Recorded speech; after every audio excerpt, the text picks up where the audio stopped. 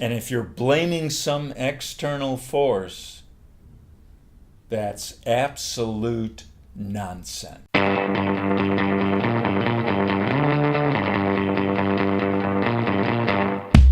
Welcome back. I've got the great Bob Terson with me again. Welcome, Bob. How you doing, John? Hey, I thought the audience out there would love to hear more about a topic you wrote about recently, and that's responsibility leads to initiative. Can you explain what that means? Yeah, it means that you're responsible for everything that happens.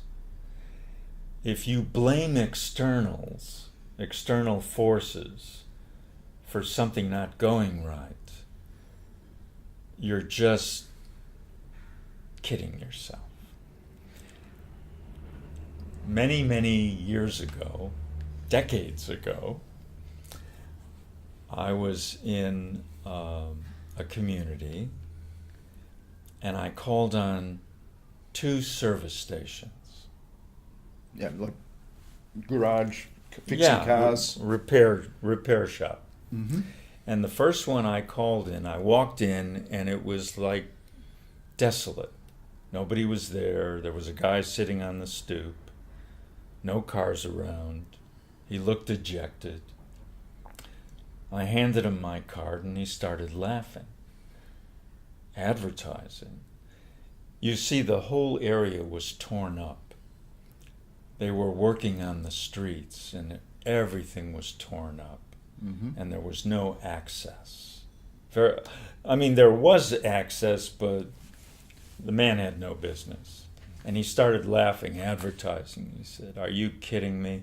Look what they did to me." Meaning how they tore up the streets. He said, "I'll be out of business in a month. Know anybody who needs a good mechanic?" And I walked out of there. Sounds very depressive. And I went across the street to this other service station. Same conditions with the road and everything Same else? conditions. But there was a buzz going on. There were cars everywhere. I walk in, and in all 3 bays, people working on cars. And I handed my card to him, and he said, "Wait a minute, I'll get the owner." The owner comes out, and he looks at my card, and he says, "Advertising. Don't need any. Got more than I can handle." And I looked at him, and I looked across the street, and I looked at this man, and he explained. He said, I guess I asked him, how come? And he said, "Well, I found out that the city fathers were going to be tearing up the streets. So I went around the neighborhood knocking on doors, telling people what was going to happen in the next 18 months, offering all these specials, and I have more work than I can handle." Yeah. And so I never forgot that situation. One man just accepted his fate, and another man refused to accept his fate. He took responsibility for his fate. Love that story. Love that story. So the bottom line, the message we're trying to get across here is we have to take responsibility for our own destiny, is what you're saying. Yeah. And no matter what the world throws at us, it's up to you to make something happen. Take initiative. Yes. Do something about it. Responsibility leads to initiative. And when I look at every successful salesperson I know, in whatever field it is, those successful salespeople, it doesn't matter, that's massive quota thrown on them, catastrophe, the economy drops, and all, they find a way. Yes. Where so many people are happy to let something terrible happen and blame it. Oh, the weather, or my sales manager, or the presentation, or the economy. Whatever the excuse is, it's an excuse, and they can put the onus on the external, and they go merrily on their way, and they're okay. Whereas the person who accepts responsibility makes something happen. Bob, I love it. It reminds me of an old sales manager I had, and whenever we had the economy go down and a bit of a recession or whatever, he said, "This is the opportunity."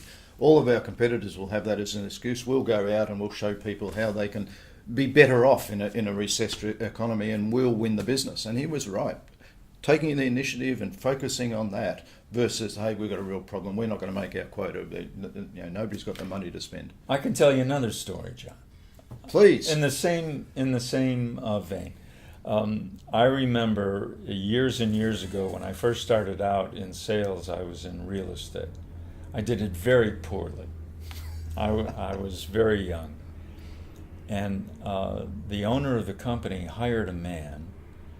Came into the office. He dressed poorly, had mustard on his tie, very disheveled.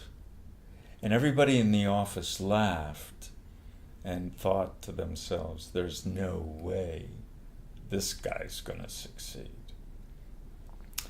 Well, what they didn't know is that he had 5 children and a wife he was afraid of. And this man was the first one in, the last one to leave. Never held a cup of coffee in his hand and talked to someone at the water cooler or what have you. He was working. Mm-hmm. And it didn't matter that he spoke in dems and dos. He just outworked everybody. And the customers would have had a lot of respect for him. Yeah. And he made things happen. Yeah. Well, the real... And everybody got fooled. Mm. And then they all ate crow. It's a really good couple of really good stories there, and I think let's just remind everybody the take-home message: you all can control your destiny. You all have the ability to take initiative when things are going wrong. You can manage it. We've just got to take that initiative, and we'll win. And if you're blaming some external force, that's absolute nonsense. Nonsense. Hey, Bob, I'm really going to love this series of discussions with you. I'm looking forward to the next one. Let's cut this one at that and come back soon and we'll have another one. Love it. Okay. Having a good time. Take responsibility, take initiative.